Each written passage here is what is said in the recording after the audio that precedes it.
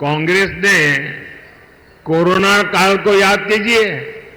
Corona काल में भारत की जो मेड इन इंडिया वैक्सीन थी, कोरोना की जो वैक्सीन थी, उस पर भी विरोध पैदा कर दिया। उसका भी यहां तक कह दिया कि तो भाजपा वैक्सीन है। भारत की हर सफलता पर उनको शर्म आने लगी है।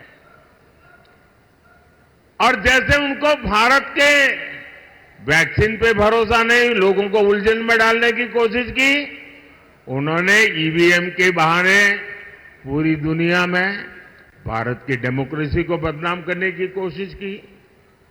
अभी 2 दिन पहले ही सुप्रीम कोर्ट ने ये कांग्रेस वालों को और उनकी पूरी टोली को ऐसा करारा तमाचा मारा है, ऐसा करारा तमाचा मारा है।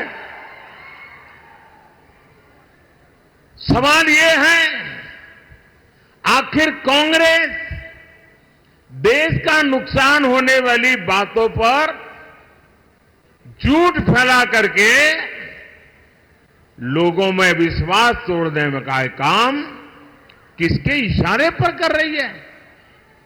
कांग्रेस के नेताओं ने ईवीएम पर तो झूठ बोला है और देश का हर नागरिक कहता है कितने महत्वपूर्ण विषय पर झूठ बोल करके आपने देश के लोकतंत्र को बर्बाद करने का षड्यंत्र किया है। आपको देश की माफी मांगनी चाहिए। साथियों, पिछले 10 वर्षों में बीजेपी एनडीए सरकार ने देश के नागरिकों की ईज ऑफ लिविंग के लिए बहुत काम किया है। इसका एक बड़ा उदाहरण है भारतीय न्याय संहिता। ये कांग्रेस वाले मानसिक रूप से अंग्रेजों की गुलामी में ही जी रहे थे, वो इससे बाहर ही नहीं आ पा रहे थे। वो तिरंगा झंडा फहरा करके तो आजादी की बात करते थे, लेकिन हर कानून व्यवस्था में मन से अंग्रेजी की गुलामी को जी रहे थे। गुलामी के कालखंड से प्रेरित इतना पुराना आजादी के पहले का कानून, क्रिमिनल जस्टिस सिस्टम का हटाना, भारतीय जनता पार्टी की सरकार ने उसको हटा दिया। अब भारत में न्याय संहिता में दंड को नहीं बल्कि नागरिकों को न्याय मिलने को प्राथमिकता दी गई है। इसमें आतंकवाद से जुड़े कानूनों को भी और सख्त किया गया है। दूसरों पर अत्याचार से जुड़े कानूनों को कड़ा बनाया गया है। भारतीय साक्ष्य अधिनियम में इलेक्ट्रॉनिक एविडेंस को लेकर नया प्रावधान किए गए हैं। 1 जुलाई से लागू होने के बाद ये संहिता देश के हर नागरिक को बहुत मदद करने वाली है। लेकिन साथियों, जब से कर्नाटका में कांग्रेस सरकार आई है, तब से पूरे स्टेट में लॉ एंड ऑर्डर की स्थिति बहुत खराब है कि नहीं? खराब है कि नहीं? हालत बद से बदतर हो रहा है कि नहीं हो रहा है? यहां बेलगावी में एक आदिवासी बहन के साथ जो कुछ हुआ, चिक्कोड़ी में जैन मुनि महाराज साहब के साथ जो हुआ, वो शर्मसार करने वाला है कि नहीं है? पीड़ा करने वाला है कि नहीं है? कर्नाटक की प्रतिष्ठा को धूल में मिलाने वाला है कि नहीं है? और देखिए उनकी हिम्मत। हुबली में हमारी एक बेटी के साथ जो कॉलेज कैंपस में हुआ, उसने तो पूरे देश में भूचाल ला दिया है। उस बेटी का परिवार एक्शन की मांग करता रहा, लेकिन कांग्रेस की सरकार तुष्टीकरण का दबाव उसी को प्राथमिकता देती है। उनके लिए नेहा जैसी बेटियों की जिंदगी की कीमत नहीं है, उनको तो अपने वोट बैंक की चिंता है। बेंगलुरु के कैफे में बम धमाका हुआ, तब भी कांग्रेस ने शुरुआत में इसे लेकर गंभीरता ही नहीं है, यहां तक कह दिया ये तो गैस का सिलेंडर फटा था। देश की जनता के आंख में क्यों धूल झोंक रहे हो कांग्रेस के लोग? अगर तुमसे नहीं बनता है तो छोड़कर के घर चले जाओ।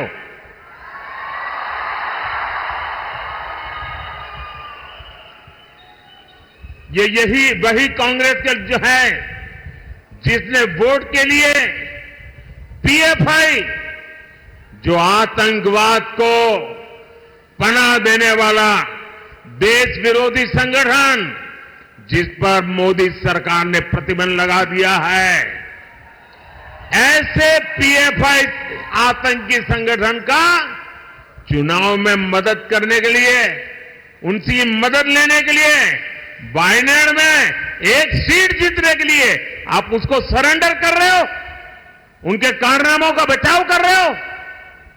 लेकिन भाजपा सरकार ने देश और समाज विरोधी पीएफआई को बंद किया है, उससे बड़े बड़े खैरखा जेलों में सड़ रहे हैं। भाइयों साथियों, कांग्रेस ने हमारे इतिहास को, हमारी आजादी की लड़ाई को भी वोट बैंक के नजरिए से, तुष्टीकरण के नजरिए से ही लिखवाया है। और आज भी ये कांग्रेस के शहजादे उसी पाप को आगे बढ़ा रहे हैं। आपने कांग्रेस के शहजादे का एक ताजा बयान जरूर सुना होगा। ये शहजादे का कहना है कि भारत के राजा, भारत के महाराजा ये अत्याचारी थे, ये गरीबों की जमीन छीन लेते थे, जब मर्जी पड़े तब उनका सब हड़प कर लेते थे। कांग्रेस के शाहजादे ने छत्रपति शिवाजी महाराज, कित्तूर की रानी चिन्नम्मा जैसे महान व्यक्तित्व का अपमान किया है। इनका सुशासन, इनकी देशभक्ति आज भी हम सभी को प्रेरित करती है। जरा शाहजादे को पता है क्या मैसूरू राजघराने का योगदान? उनको याद नहीं रहा। मैसूरू राजघराने को आज पूरा देश गर्व के साथ देखता है कि नहीं देखता है। साथियों, कांग्रेस के शाहजादे का बयान सोच समझकर वोट बैंक की राजनीति करने के लिए, तुष्टीकरण के लिए दिया गया बयान है। याद रखिए, शाहजादे ने राजा महाराजा को बुरा भला कह दिया, उनकी तो आलोचना कर दी, लेकिन भारत के इतिहास में जो अत्याचार नवाबों ने किए, निजामों ने किए, सुल्तानों ने किए, बादशाहों ने किए, उसकी बात पर तो शाहजादे के मुंह पर ताला लग जाता है, बोलती बंद हो जाती है और राजा महाराजाओं को गालियां दे रहे हो, उनको अपमानित करते हो। कांग्रेस को औरंगजेब के अत्याचार याद नहीं आते, जिसने हमारे सैकड़ों मंदिरों को तोड़ा, अपवित्र किया। कांग्रेस तो औरंगजेब का गुणगान करने वाली पार्टियों के साथ खुशी से गठबंधन करती है। इनको वो लोग याद नहीं आते जिन्होंने देश भर में हमारे तीर्थों को तहस नहस किया, लूटपाट की, हत्याएं की, गौ हत्याएं की। इनको वो नवाब याद नहीं आए जिन्होंने भारत के विभाजन में बहुत बड़ी भूमिका निभाई। कोई कल्पना कर सकता है क्या बनारस के राजा के बिना बनारस हिंदू विश्वविद्यालय की स्थापना संभव हो सकती थी? क्या महारानी अहल्याबाई होलकर ने मंदिरों का पुनर्निर्माण कराकर हमारे आस्था स्थलों की रक्षा की या नहीं की? मैं गुजरात से आता हूं, मेरा गांव गायकवाड़ स्टेट में पड़ता है। ये बड़ौदा महाराजा थे जिन्होंने बाबा साहब आंबेडकर की प्रतिभा को पहचाना था, उनको बड़ौदा बुलाया, उनकी शक्ति को पहचाना और बाबा साहब आंबेडकर को विदेश पढ़ने के लिए भेजने का काम गायकवाड़ महाराजा ने किया था। ये कांग्रेस के शाहजादे को इन राजा महाराजाओं का योगदान याद नहीं आता है, लेकिन वोट बैंक की राजनीति के लिए वे राजा महाराजाओं के खिलाफ बोलने की हिम्मत करते हैं, नवाबों के खिलाफ, बादशाहों के खिलाफ, सुल्तानों के खिलाफ एक शब्द बोलने की उनमें ताकत नहीं है। कांग्रेस की तुष्टीकरण की मानसिकता अब देश के सामने खुल करके सामने आ रही है और यही मानसिकता कांग्रेस के मैनिफेस्टो में भी झलकती है।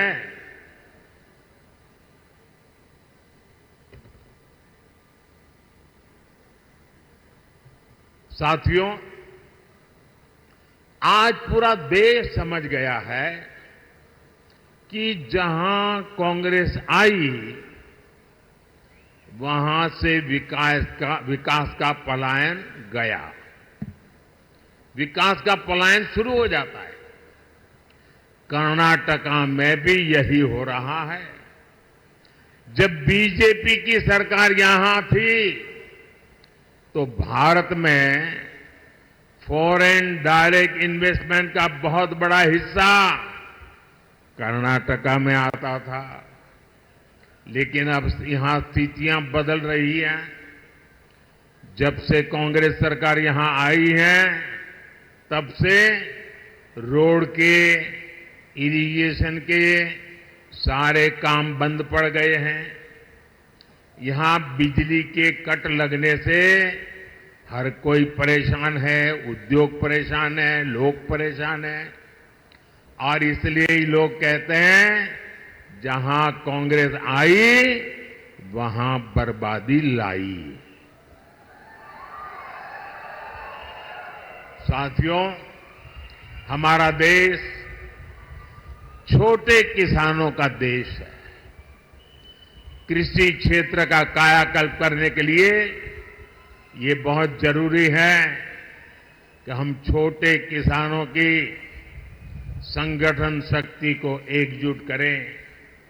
इसलिए बीजेपी एनडीए सरकार एफपीओज, सेल्फ हेल्प ग्रुप और कोऑपरेटिव तीनों पर बल दे रहा है। बीजेपी सरकार में देश भर में 8,000 नए किसान उत्पादक संघ बने हैं, एफपीओज बने हैं। ये एफपीओज इनपुट कॉस्ट कम करने से लेकर किसानों को मार्केट रेट दिलाने तक में बड़ी भूमिका निभा रहे हैं। पिछले 10 साल में 10 करोड़ महिलाएं सेल्फ हेल्प ग्रुप में शामिल हुई है। इन्हें केंद्र सरकार ने लाखों करोड़ रुपए की आर्थिक सहायता दी है। केंद्र सरकार पैक्स को मजबूत करने के लिए भी लगातार काम कर रही है। सरकार 60,000 से ज्यादा पैक्स के कंप्यूटराइजेशन का काम भी पूरा करने में जुटी है। एनडीए सरकार शुगर कोऑपरेटिव्स को भी बढ़ावा दे रही है। बीजेपी सरकार ने पेट्रोल में इथेनॉल ब्लेंडिंग को बढ़ाकर गन्ना किसानों की बहुत बड़ी मुश्किल आसान की है। इथेनॉल ब्लेंडिंग की वजह से गन्ना किसानों को 70,000 करोड़ रुपए से ज्यादा उनको कमाई हुई है। चीनी मिलों पर बकाया होने की उनकी समस्या भी अब दूर हो रही है। लेकिन साथियों, यहां कांग्रेस ने फार्मर्स के साथ जो विश्वासघात किया है वो तो बहुत बड़ा पाप है। यहां जब बीजेपी की सरकार थी तो फार्मर्स के बैंक अकाउंट में 10,000 रुपये, 10,000 रुपये जमा होते थे। कांग्रेस की सरकार ने आते ही 4,000 रुपया देना बंद कर दिया। अब वोट मिल गया, अब किसान जाने, किसान का काम जाने, उनको परवाह ही नहीं है। अब मोदी जो 6,000 रुपया भेजता है वही किसान को जाता है। यहां के पैसे उन्होंने काट लिए और पीएम किसान सम्मान निधि के पैसे आपको ऐसे ही मिलते रहेंगे।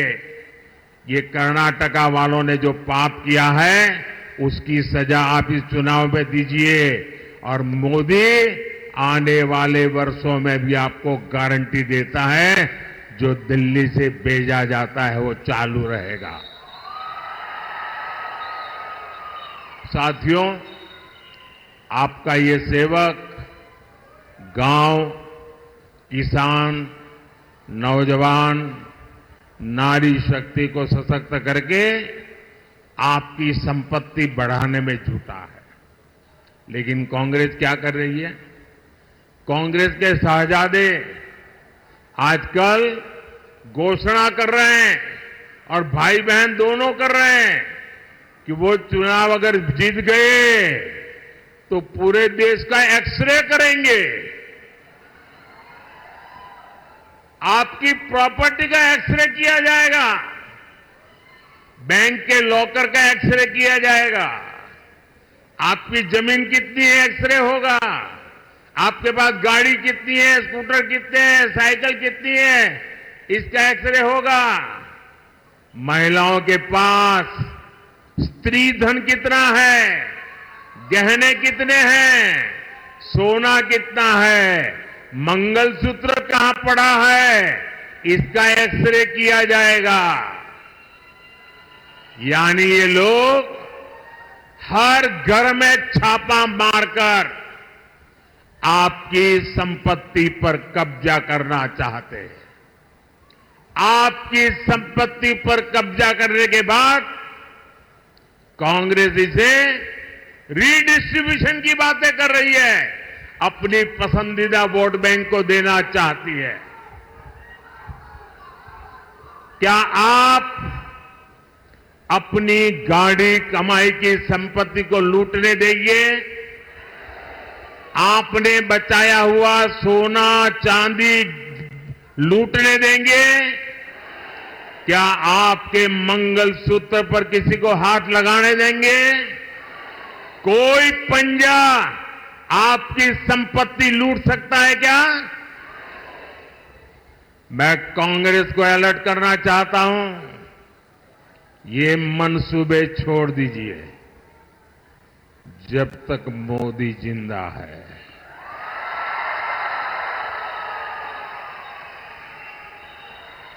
ये आपके मंसूबे में पार नहीं होने दूंगा। ये आपके खेल